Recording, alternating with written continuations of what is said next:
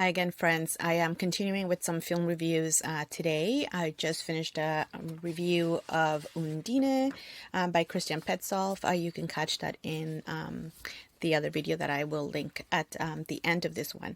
But I thought I would continue with the topics of water, so I'm going to talk about The Winter Lake. It was written by David Turpin and directed by Phil Sheerin. This is Sheerin's first feature film. So the film itself is a Canadian-Irish co-production, Irish-Canadian co-production, and it is sort of a psychological thriller, not quite a horror, but it is containing some dark themes, so some content warning for anybody who is curious. There is talk about sexual abuse in this film, so tread lightly if that is something that is not something you're okay with. So, just a brief synopsis about the film. It basically starts with a very alienated 16-year-old Tom, played by Anson Boon, who has to relocate from the UK to rural Ireland with his Irish born mother, Elaine, played by Charlie Murphy. So while he's exploring the farm surroundings, he comes across a really dark finding at the farm seasonal lake, and it is the skeleton of an infant. I'm not giving that much away by telling you this, but it is sort of the underlying sort of mystery, if you will, that surrounds the bigger story in this film. So, not sure what to do with this finding, Tom keeps it a secret from his mother.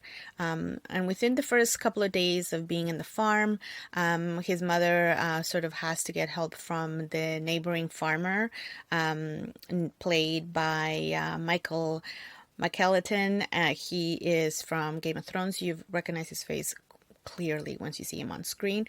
He lives in as I mentioned, in the farm not far from there, with his daughter Holly, played by Mackey. So the young neighbors are kind of forced to interact with each other, and they sort of form this relationship slash friendship. Kind of awkward in terms of young people friendships. Tom is very shy, almost nonverbal, and has kind of odd interests in terms of what mainstream interests are for people his age of 16. But he kind of gets along with Holly and continues to kind of hang out with her when he can, sort of in secret. So Holly, through her time with Tom, learns about his secret, that what he's found in the seasonal lake. And basically, she is sort of tied to the secret. She knows something about it, and kind of needs she tries to keep the secret from kind of ruin her, I guess, in a way. She's also itching to get out of this rural town with there's nothing to do, with a father that is quite not a very nice person, and neither is her boyfriend. So she's sort of trying to find a way to get out of here, and using Tom and his sort of interest in her in a way to find a way out. So that is the premise of this film. It is a very straightforward story. It doesn't diverge in a lot of ways in terms of psychological thrillers. So I think for people who like that kind of film, this is something that you would probably like. Other things about the film that I can tell you is that it's about an hour and a half.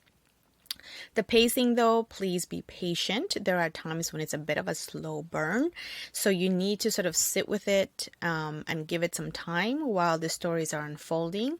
Don't forget that Tom is this alienated 16-year-old, not very talkative, so not a lot happens in terms of action, if you will, but the story is still moving forward. Things about the film that I really like are the sound design, the setting. Obviously, rural Ireland is beautiful, but also very cold and stark, which lends itself really great for this thriller. The element of water is in the title, and it isn't a major player in terms of what you see on screen, but it is connected to the mystery that we're going to learn about as we watch Tom and Holly try to sort of figure out a way that she can escape this small town. And the other things that I want to talk about is sort of, I read something about the film where the writer, David Turpin, talks about how this is sort of a coming of age story, being a teenager and just feeling powerless, not sure what to do in terms of, with your life and how to get out of certain circumstances. And also the relationship between people and landscape. He thought it was something that he wanted to write about. And there were these elements in the film that are quite clear. And in terms of the filmmaker, the director, Phil Sheerin, he was drawn to the story because the characters were quite real. There's a sense of loneliness he describes in terms of all of the characters. And although there are other players in the film, we do get to know Tom and his mom, Elaine, Holly and her dad, Ward is his name. And they're the four key players in the film. And it really is sort of this dynamic of people are just lonely. They're sort of stuck in their life, and I think they all feel powerless, not just the teenagers in this film. So there's a lot to like about the film. The one thing that I would just caution you about is sort of like the pace. So please give it some time. The screening that I watched, there was a bit of a sound glitch for me, but it could also be my sound system at home. But you also have to pay attention as you're watching the film.